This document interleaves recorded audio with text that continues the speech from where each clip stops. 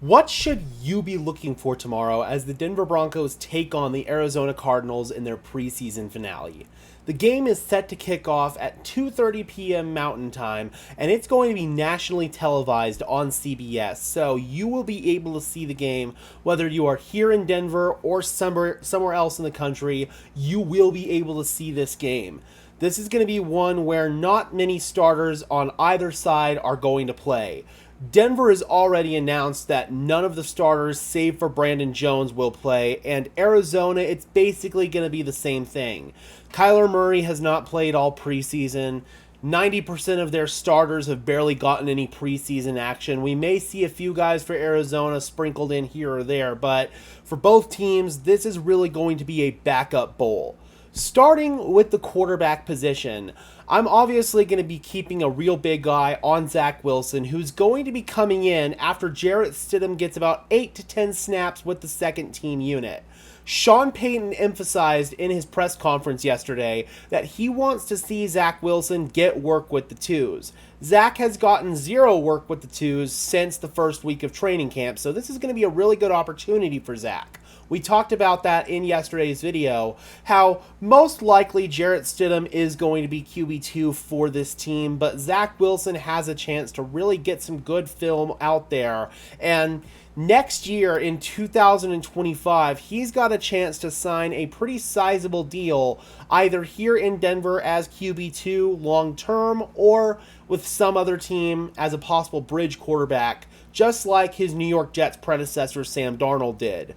Darnold is really the blueprint for what Zach Wilson is trying to do here, and Zach's going to get that year of football rehab on the bench under Sean Payton, and looks like, again, Wilson is going to be QB3, but this is going to be an awesome opportunity for him to get some good film out there with the twos, and who knows, maybe he'll go out there and have such an amazing performance that he changes Sean Payton's mind, but realistically, I feel like Sean Payton already knew what the quarterback rotation was going to be headed into this offseason from the moment that they drafted Bo Nix and acquired Zach Wilson.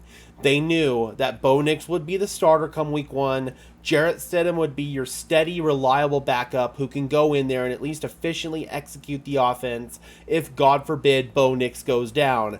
And then you've got Zach Wilson as kind of your project quarterback, your developmental guy, somebody who's going to provide some really good depth for you, but in an ideal world, you don't want to see Zach Wilson on the field for the Denver Broncos this year. So moving off from the quarterback position, again, I think this is going to be an awesome opportunity for Zach Wilson.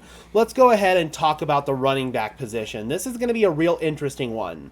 I think that we're going to see a lot of Samaje Perine in this game.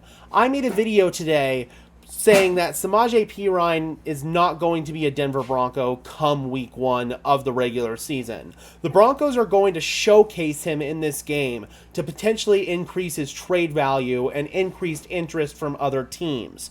Two teams that I named as possible suitors for Samaje Perine include his old team, the Cincinnati Bengals, and the Houston Texans. You could potentially reunite him with Joe Mixon, especially if the Texans were to trade Dameon Pierce, their current RB2, who I feel like could be an RB1 pretty much anywhere else. So Joe Mixon and Samaje Perine getting reunited down there in Houston could also be a possibility. But I think we're going to see Samaje Perine get maybe 15 to 20 touches in this game because the Broncos really want to put some film out there and potentially get him noticed and increase his trade value for another team. We should also see guys like Tyler Beatty. He's going to be definitely sprinkled in. I doubt we see Jaleel McLaughlin. I doubt we see much, if any, of Audric Estime. And this is going to be a big game for Blake Watson as well. Can Watson make a case to maybe usurp Tyler Beatty as the Broncos practice squad running back? I'm not sure right now because Watson has kind of been on a bit of a roller coaster throughout this offseason. He's had his ups, but he's also had his downs. So I don't know where Watson's current standing is with the team, but I'm definitely going to be keeping an eye on him just to see if maybe he can make the case to make this team. But right now, it looks like Tyler Beatty is going to be your predominant practice squad running back.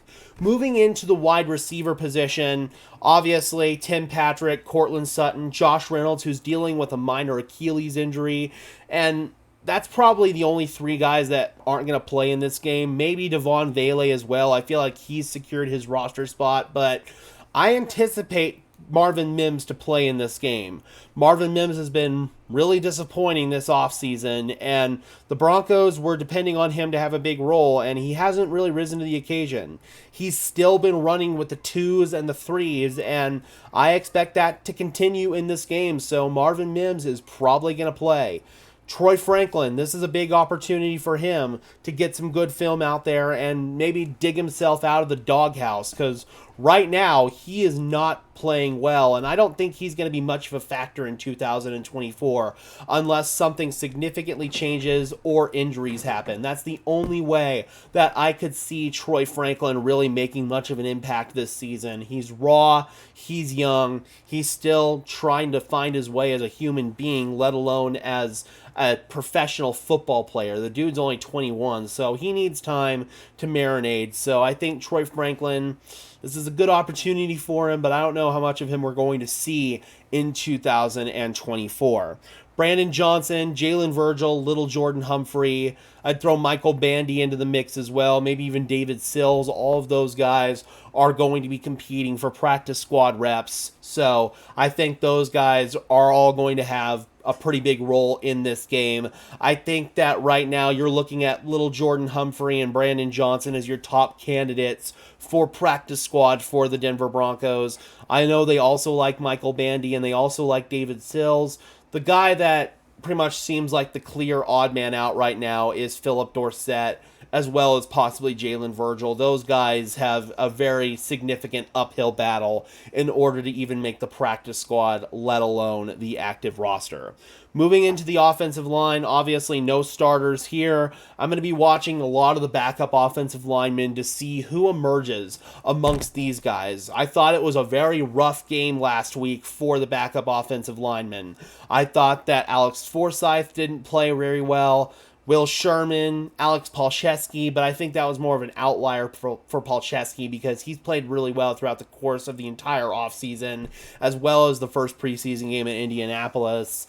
Sam Mustipher, I didn't think played great. Frank Crum, he's a guy who is very raw. I think the Broncos might want to develop him for a year on the practice squad just to see if he can take that next step forward, but right now, he is extraordinarily raw and is very much on the bubble for this team. All these backup offensive linemen, I'm going to be watching very closely because I don't know what to make of this depth right now. I'm worried about what's going to happen if the Broncos lose a starter, especially on the interior. Maybe Calvin Throckmorton, but right now, Throckmorton might be in position to start week 1 if Ben Powers is still dealing with this injury that he's been dealing with. So, yeah, I'm concerned about this offensive line depth, so I'm going to be watching that very, very closely. Come the tight end room, oh man, I know this is going to make some in Broncos country angry, but I don't know if Lucas Kroll is going to make this team. He has not played well in camp, and he has not played well in the preseason. He had all that hype going into this offseason. Sean Payton gassed him up during, I believe it was rookie minicamp. But ever since then, Lucas Kroll has not looked good. I still think that the Broncos need to look elsewhere and potentially hit the waiver wire in order to add to this tight end room. Lucas Kroll is going to have to really play well. I got to be honest, I think Hunter Kampmoyer has been the better tight end for the Denver Broncos throughout this offseason compared to Lucas Kroll. Again, I don't know if Lucas Kroll makes the team. This is a bit of a hot take, but he's not played well, so we're definitely going to be keeping an eye on him. I don't figure that we're going to see much, if any, of Greg Dulcich or Adam Troutman in this game. And then Nate Atkins is another guy who's making a strong chance to make this team as kind of your fourth tight end / rotational fullback / special teams player. I think that Michael Burton has solidified his roster spot as the main fullback, but you could certainly interchange him and Nate Atkins and use Atkins almost as kind of like a Kyle Juszczyk player, so we'll be keeping a close eye on him for sure. moving into the defensive side of the ball, I believe that this defensive line has been extraordinarily impressive throughout the course of the offseason. And a lot of the depth guys, Malcolm Roach, Angelo Blackson, Matt Henningsen, I think all of those guys have played well. I'm going to be keeping an eye on Elijah Garcia. Garcia started off strong in camp, had a strong offseason, but right now he kind of looks like he's getting a little bit usurped on the depth chart by other guys such as Matt Henningsen. So I'm going to see if Elijah Garcia can stand out and make a big play in this game. And then Eni Uwazurike as well. He's somebody who's a sneaky candidate to make the active roster. We'll see how much that he plays in this game and we'll see what he can do and what type of impact he can make. Moving into the edge rush room for the Denver Broncos, I think that Jonah Ellis might get some snaps early, but we're probably not going to see much of him. We're not going to see much of Jonathan Cooper, Baron Browning, or Nick Benito either. I think that right now, the guys that we really need to pay attention to in this final preseason game are Darrell Nachami and Thomas Incoom. I think both of those guys are fighting for practice squad reps for the Broncos, and Incoom was another guy who started off strong and kind of tapered off as we got into the preseason, whereas Nachami started off a little bit slow and has kind of risen his stock a little bit. So I definitely am going to keep an eye on Darrell Nachami and Dondre Tillman as well. I think he's kind of solidified himself as a practice squad edge rusher, but I'm going to be keeping an eye on the battle between Incoom and Nachami for who might be that second practice squad edge rusher for the Denver Broncos. Moving into the secondary, Sean Payton said Brandon Jones is going to play in this game as he works his way back from a hamstring injury. He's probably the only starter that we're going to see out there in this game. How comfortable does Brandon Jones look in his first game action back, his first game action in general as a Denver Bronco? That's going to be really exciting to see. And then the depth guys, we're going to be looking at Levi Wallace. This will be his first game action for the Denver Broncos. He's pretty much solidified himself as like the main backup corner for the Denver Broncos. JL Skinner, we're going to be keeping an eye on him. Tremon Smith, and then Devon Key, Omar Brown, some of these other young guys as well. I think Key's pretty much solidified his spot on the roster. We might not see him at all, but certainly, Omar Brown, Tanner McAllister, some of those younger guys, we'll be keeping an eye on them. I doubt we see Riley Moss in this game. He's pretty much locked up that starting cornerback spot, so I doubt we see much of him. Damari Mathis has had a good camp. We'll see if maybe the Broncos want to showcase Mathis as a possible trade candidate just because the Broncos might not really need his services with Levi Wallace being here. Maybe see if you can get a late round draft pick for an ascending player in Damari Mathis. That's very possible. And then Chris Abrams-Drain, my guy, love watching him play, so really excited for that. And then finally, I'm going to be looking at the punter position. I think that right now Riley Dixon has solidified the punting job, but Trenton Gill has those bigger, more explosive punts, but his issue has really been consistency.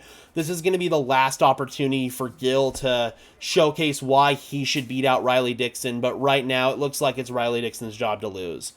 All right, Broncos country, let me know in the comment section below. What positions are you going to be watching in this game, and who are you excited to see? Drop those comments down below, guys. I would love to hear your thoughts, as always. Be sure to leave a like on this video as well as subscribe and ring the bell so these videos appear in your notification feed.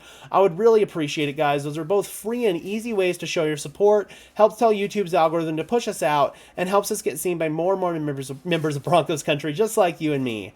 And until next time, guys, I'm your host, Gage Madrid, saying peace out.